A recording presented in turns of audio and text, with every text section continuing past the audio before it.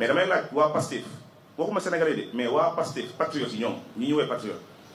ñoom est-ce que mën nañu wax ak seen akulaay taala ne carte de séjour mi ngi ci biir projet Pastef parce que man bu dee projet bu ñuy wax lire naa ko bu dee référentiel yi lire naa ko mais yàlla seede na ne carte de séjour nekku ci moo tax ba ma toogee ci émission télé dama ne képp ku ne carte de séjour am na ci biir projet Pastef day fen commencé ko ci kaw ba ci suuf te loolu laa waxaat tey képp ku ne projet Pastef carte de séjour mi ngi ci comme lu ko Ousmane Sonko waxee démb day fen commencé ko ci moom day fen man maa ko wax. Ele vai checar. lan moo la boole ak Sonko. lu ñu boole c'est-à-dire. c'est-à-dire bu ñu nee toujours Tahirou dañuy gis ne da nga koy défendre da ngay jël ay kàddu da ngay jël ay positions tranchées par rapport ak situation bi mu nekk ak lu ni mel. Sonko pour man. su may wax ci moom dama gëm ne Sonko c'est un modèle pour la jeunesse sénégalaise. un modèle. waaw modèle mooy que déjà jeune la il a moins de 50 ans machallah. Je pense que même j'ai presque 9 ans et 10 ans moins que lui su ma juumul. mais li ma gëm ci moom mooy modèle la xam nga luy modèle mooy nit bu lay ñëw di la wax dëgg parce que Sonko lan moo ko may succès bi yëpp wax sénégalais yi dëgg parce que Sonko lan moo ko may succès bi yëpp wax sénégalais yi dëgg parce que Sonko lan moo ko may succès bi yëpp wax sénégalais yi dëgg parce que Sonko lan moo ko may succès bi yëpp wax sénégalais yi dëgg xam nga dañoo jàppee ne politique dafa war a dëkkee maanaam affaire fen nga jégama ci kàddu bi quoi maanaam mooy naxe ba génn ci da ngay sax toog yenn kilifa yi naan la exemple waxu politicien de soo ko gëmee. yow jarul gëm yow la neex. ñu def ko ay formule yu ñu légitimer alors que loolu du exemple ci ndaw bi Sonko dafa ñëw wax nit ñi dëgg Sonko dafa ñëw wax nit ñi dëgg Sonko dafa ñëw wax nit ñi dëgg nit ñi ànd ceeg moom àdduna di dox ci dëgg boobu noonu. état di prouver ne kii lu muy wax dëgg la parce que Sonko dugal na fi presque ay 6 plaintes ci ay nit kenn mënul dem nangu plainte yi recevoir ko juge yi amuñu sax fitu maanaam convoqué wala woote parce que xam nañ ne dëgg la am te xam nañ ne su demee mbir bi dina siiw te dina gën a am dëgg ci askan bi man nag moo tax ma def ko modèle ma xam ne kii nii ku dëggu la ma xam ne kii nii ku dëggu la ma xam ne kii nii ku dëggu la benn ñaar ku yàlla may taxawaay la taxawaay bi mooy tëkk na lu nekk dund na lu nekk mais macha allah mi ngi taxaw fi mu taxaw attaqué wul deful dara mi ngi sur la défensive mais défensive boo xam ne maanaam dafa ànd ak résistance maanaam mooy taxaw bañ mën ngeen maa rey mën ngeen maa rendi mais du ma leen ko yombal loolu yàlla moo ko santaane. yow daal da ngay sol say super saaw fenn daal fenn simis fenn di wër rek di du rek. sama gars yi asalaamaaleykum sama gars yi.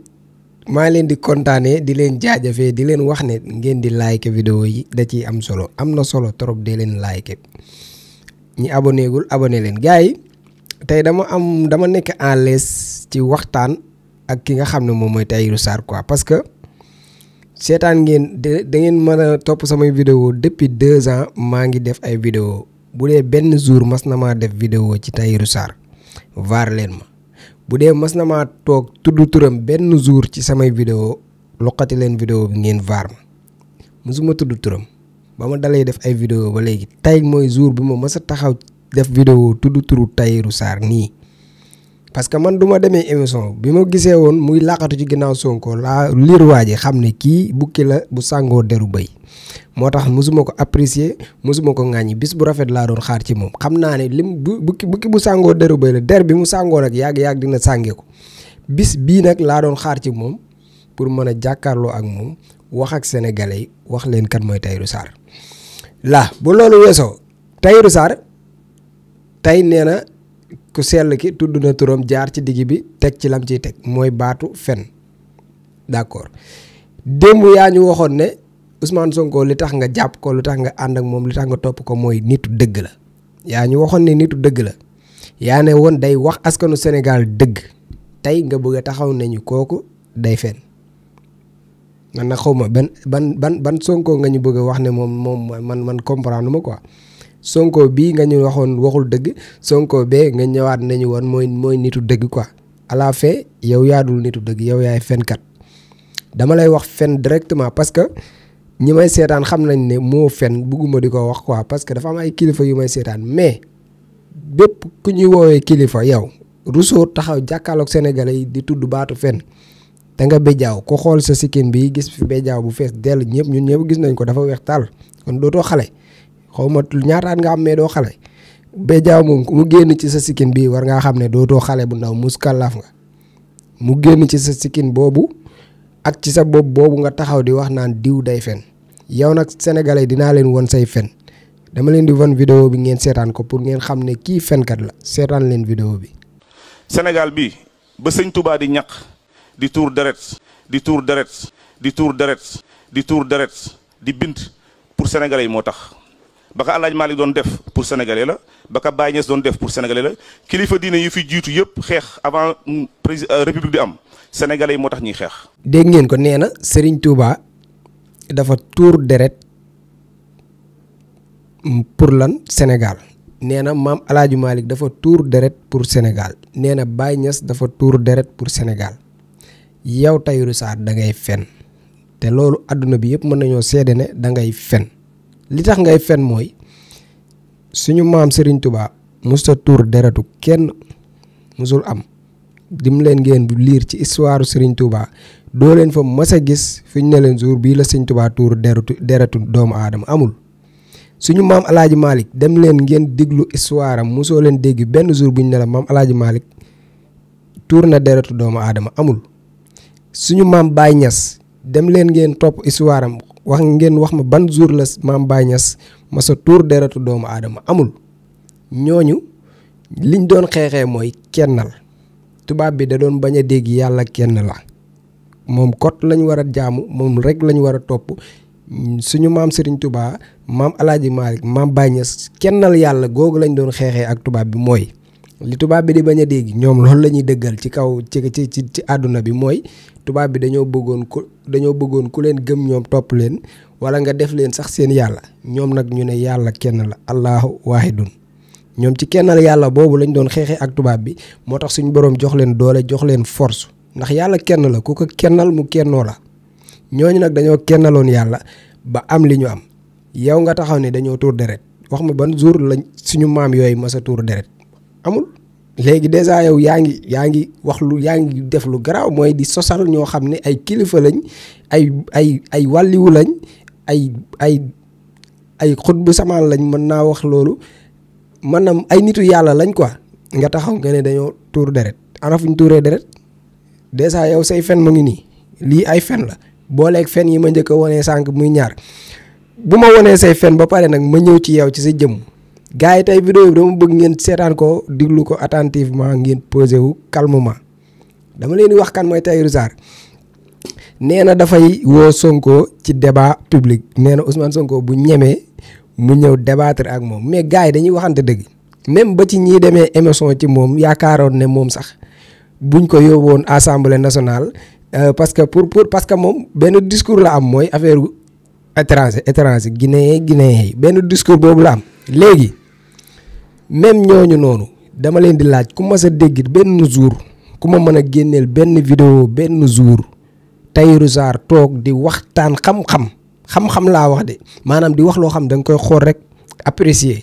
lu dul affaire étranger yi guinéen yi jaaykatu banaana yi. lu dul loolu génne leen ma benn vidéo bu Tahirou Sarr masa toogee di ñu wax pétrole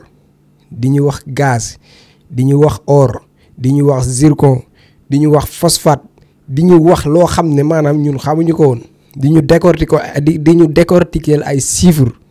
benn jour boo xam ne Tahirou Sarr mas na toog def loolu wax leen ma ko amul. discours am yëpp lan la nee na moom dafa am discours am lan la bu weesoo affaire étranger yi te pourtant ñun suñu tegee politique bu leer bu ñu war a teg étranger yi ñun suñu avantage la ñuy doon mais du ñu doon suñu kii xaw ma ni ñu koy waxee maanaam ñoom bu ñu tegee politique bu leer a leer ñoom dañuy yokk suñu koom-koom mais duñ ko wàññi parce que étranger bu nekkee ci sam réew nga teg say sart mu maanaam respecté sart yi di dox ci sart yi nga xam ne réew mi tënk nañ ko pour moom yaakaar naa ne comme la dañuy gagné ci réew mi waaye tamit réew mi day gagné si ñoom loolu mooy jubbanti bi nga xam ne moom la nguur gi war a def ci étranger yi mooy fexe ba seenu nekkin fii du nekk loo xam ne ñoom ñoo ci gagné ñun duñ ci gagné dara mooy ñuy fay impôt am ay carte yoo xam ne moo leen di identifier wul leen pour boddi leen mais pour ñu xam ne kii fii la juddoo kii fii la juddoo kii fee la bokk kii fee la jaar ñëw ci réew mi date bii la fi ñëw heure bii la fi ñëw saa yu génnee réew mi ñu xam ne génn na saa yu duggee ci réew mi ñu xam ne dugg na organisation boobu bu ko état bi defee xayrul mais à part loolu ban jour la Tahirou Sarr ma sa toog wax xam-xam amul doo leen ma jàppal ma leen ngeen xool ci discours yi Tahirou Sarr di def yëpp wala yi gars yi di dagg di dugal bu ñu daggul étranger dugal mënuñoo dagg leneen yow nga ne da ngay woo pro mais ki dafa réew non Tahirou Sarr réew nga parce que réew moo waral nga ne yow nga sa baay Sonko na ñëw nga débat ak moom yow looy débat ak Sonko lu dul étranger yow benn débat nga am moom nga xam moom nga mën mooy débat étranger yi yow sax ay doomu réew ñu ngi si àll bi di xamoo loolu nga xam ñaata sénégalais ñoo nekk foofu ci àll bi kenn ku nekk ak fi mu nekk démb président Ousmane Sonko am na ay chiffres yu mu joxe yow nga bëgg a topp nit ñi sonal nit ñi étranger yi mais li ma kontaan loo ma nag xam nga lu mu doon mooy président Ousmane Sonko dafa mën politique gars yi Ousmane Sonko yéen ñi koy topp sax xamoo leen ko politique ni mu ko mënee moo ëpp ndaxte waa ji bukki bu sàngoo deru béy la xam nga wax naa leen ko ci gaw sàngo gi mu sàngoo deru béy bi président Ousmane Sonko mosoo leen ko dégg mu wax lu jëm ci moom xam nga mais dafa bàyyi ba 3 jours wala 4 wala 5 jours def ci élection yii nii sa waay muri mbalaanu kiiraayam maanaam président Ousmane Sonko dafa muri mbalaanu kiiraayu Tahirou Sarr c'est la première fois ngeen dégg Tahirou Sarr toog di wax di saaga ay nit c'est la première fois kon xam ngeen ne Ousmane Sonko muri na mbalaanu kiiraayam démb ci commentaire yi gis naa ñu bari naan ma alhamdulilah merci pro ndax yaa ñu xamal ne ndeketi Tahirou Sarr dafa réew yaa ñu xamal ne ñu ndeketi Tahirou Sarr ak Bougane ak Bart ñoo yem ndaxte mooy ñee di utiliser moom la utiliser teg mooy di tudd président Ousmane Sonko di ko saaga loolu nag xaw ma kañ lay jeex ci réew mi waaye il est temps dafa war a jeex saaga yi ñuy saaga pro dafa war a jeex mais alhamdulilah bi nga muree mbalaanu kiraay tuddee turam da nga koo wokk rek mu génn wane boppam merci beaucoup président Ousmane Sonko wanati nga ñu nan mooy politique léegi nag moom akus néew si mu doon korkoral di ko téye noonu pour yaakaar ne bu demee ci élection yi au moins dina mën a jàll foofu ak dara Ousmane Sonko dafa ñëw rek ne ko non pro du nit quoi non c'est incroyable ah c'est extraordinaire maanaam gan gi maanaam pro da koo yulli xam nga téye saako nii rek juta pro da koo yulli démb yulli ba mu seet wecc moo tax muy tëb di dal xam nga en 4 jours de élection boo taxawee di song président Ousmane Sonko moom mooy yaa ngi gasal sa bopp bàmmeel yaa ngi gasal sa bopp pax bàmmeel nag su ma ko waxee jubloo ma si bàmmeel be mais maanaam yaa ngi yàqal sa bopp élection yi nga xam ne moom ngay waaj a dugg ndaxte kii di Ousmane Sonko askan bi bëgg nañ ko bëgg boo xam ne soo taxawee di ko attaqué ci 3 jours wala 4 jours avant élection jàppal ne élection yi moom bu la neexee jarul ngay lim wala ngay diglu rajo wala ngay seetaan télé parce que doo am dara moom pro xam na loolu moo tax mu tàmm na heure bi pour attaquer la ci wara pour sumb sa mbalaanu kiiraay moom maanaam sa mbàjjum kiiraay mi nga sangoon Seydina Ousmane Sonko démb la ko muri sénégalais yi xam nañ yow yaay kan yow da ngaa réew ne moo tax nga taxaw di saaga premier ministre bu Sénégal nga taxaw di ko saaga devant tout le monde saaga nga ñu ñun patriotes yi garaawul man moom ku ma saaga bu dee ay fen yooyu dinaa fay boo ma saaga beneen saaga bi dinaa fay mais du ma fay ci vidéo mais won nga ñu ne da ngaa réew léegi nag sénégalais yi ñooy diglu sénégalais yi ñooy juger sénégalais yi ñooy atte sénégalais yi ñooy xool te nga dem uti xam-xam te nga xam ne débat boo ko bëggee ak ku sell ki faaw nga uti xam-xam du étranger yi kese baax na falaa yem ak yow nag di xaar la neen mu ñëw. mooy Tahirou dafa mel ni ku ñëw buruxlu la ngaamu si yére Ousmane Sonko bëgg ànd ak moom buruxlu dugg biir assemblée nationale. Ousmane ñëw ba bundu assemblée ne ko nii bàyyi sama yére parce que électorat bi Tahirou soxla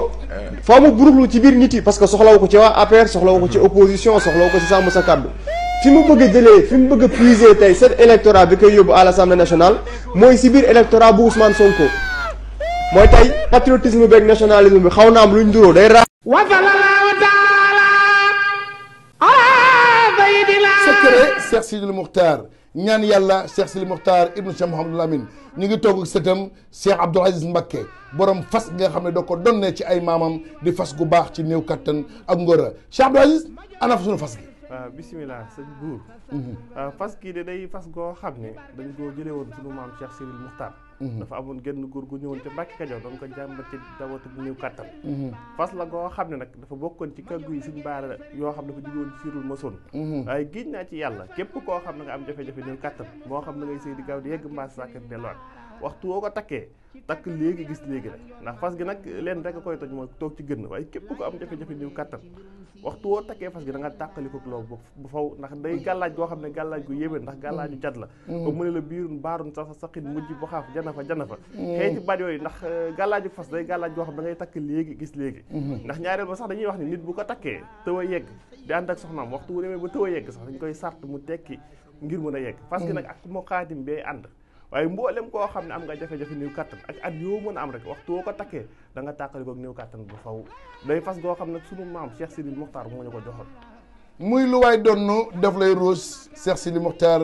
juróom-ñaareelu xalifa Cheikhul Khadim jàmbaar ja ñaankat yàlla bi kon yow mee seetaan wooteel ci numéro bii commandé ci fas gi ak fu mën a nekk ci àdduna dana la fa fekk ngir faj say aajo ci néew kàttan ci biir néegu sëy am Sidi Lamine Bara moo sañ a fag dàmpamu. waaw di leen wax ne nag maa ngi ànd ak Serigne Abdou Aziz Mbacké di ñaankat boobu nga xam ne macha allah lépp lu jëm ci wàllu ngóor yàlla may na ko ci tawfeex boo xam ne ku ci am jafe-jafe rek boo jokkoo ak Serigne Abdou Aziz bu soobee yàlla sa aajo dina faju